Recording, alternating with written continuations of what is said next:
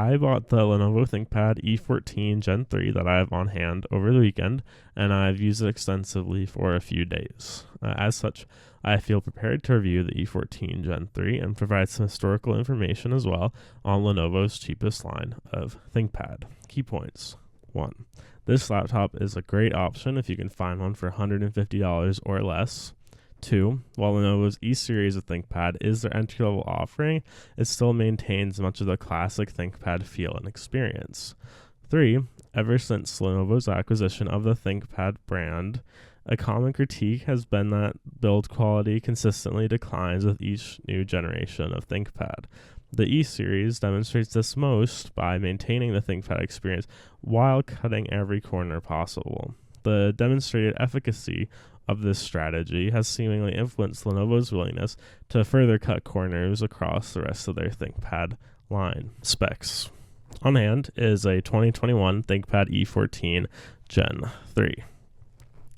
It has a Ryzen 5 5500U with 6 cores and 12 threads, clocked at 2.1 GHz, and it has Radeon graphics, 8 GB of DDR4 SODIMM at 3200 MHz, and a 240 GB M.2 2242 NVMe SSD. Its display is 14 inches, 1080p, IPS, and has up to 300 nits of brightness, all within a matte/anti-glare coating, as you can see here. It has Wi-Fi 6, 802.11.ax, and Bluetooth 5.1. It also has an IR and 720p camera with a typical business laptop privacy shutter. And it originally released with 64-bit Windows 10. The trackpad is multi-touch and has hardware buttons above it.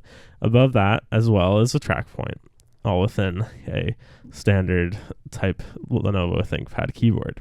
Its battery is 4210 mAh, and my unit's battery life is quite good, especially having come from the poor power management of the 2017 13-inch MacBook Pro that I used prior to this E14. I bought my unit for $120 on Facebook Marketplace. It came in relatively poor shape, but it cleaned up fairly well, and it's accordingly quite usable. You can see that the side's a little messed up. You can see there are some markings from past stickers. This is what the deck looks like. History of the ThinkPad E-Series.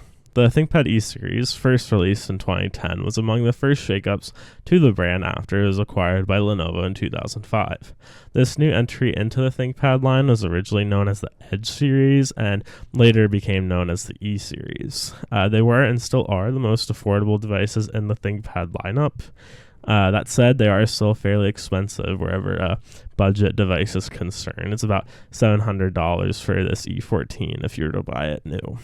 Nevertheless, it feels without a doubt like the lowest end series of ThinkPad that Lenovo produces. The Edge and E-Series laptops often feature models with both Intel and AMD CPUs. Originally, they were the ones to introduce the 5 suffix to denote that the processor on board is from AMD. This is something that was unique to ThinkPads until around 2019-2020, after which time many ThinkPads now come standard with AMD CPUs.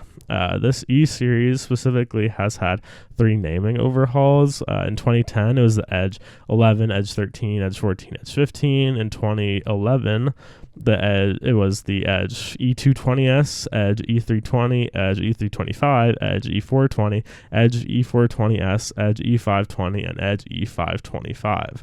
Then in 2019, it became simply just the E14 and E15, which leaves us to where we are today with the E14 Gen 6 Intel, E14 Gen 6 AMD, E16 Gen 2 Intel, and E16 Gen 2 AMD. Hardware design review. The ThinkPad E14 Gen 3 doesn't feel like your typical ThinkPad.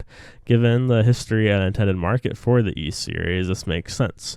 Most notably, and from experience, it is the E15 and E16 models that have incredibly poor build quality and often will have internal component failures. The E14, on the other hand, typically seems to be a better built option. As you might expect, this laptop Since it is a ThinkPad, it shares a lot of design motifs with other contemporary ThinkPads. However, it is in a manner that feels far less premium, hence why I say it doesn't feel like your typical ThinkPad. Unlike most ThinkPads, this device is constructed exclusively of aluminum and plastic, as opposed to the majority magnesium chassis and frame that most ThinkPads still share today. As a result, there is significant flex in the chassis, and the weight distribution also feels changed when compared to most other ThinkPads.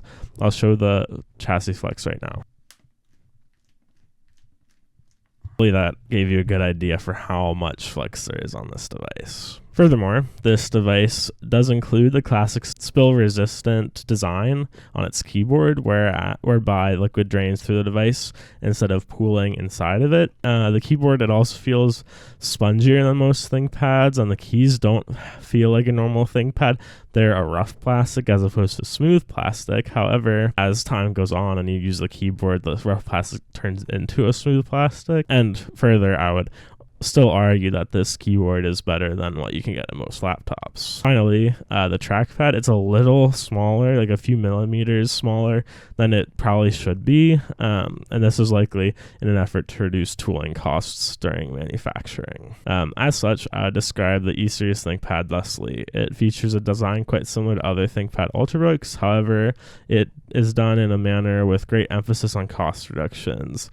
But one element is that this laptop's tooling feels far cheaper than that of more premium ThinkPads, and all told, the execution of this device is accomplished in ways that make producing it far cheaper. Review. With all that said, in that the computer is a much cheaper version of a typical ThinkPad, it is still great to use. Despite having only 8 gigabytes of memory, this device runs Windows 11 quite well, especially if all you're doing is web-based productivity. The device's keyboard, it's slightly different in feeling than your typical chiclet style. It feels spongier, but you won't notice that once you get to typing on it.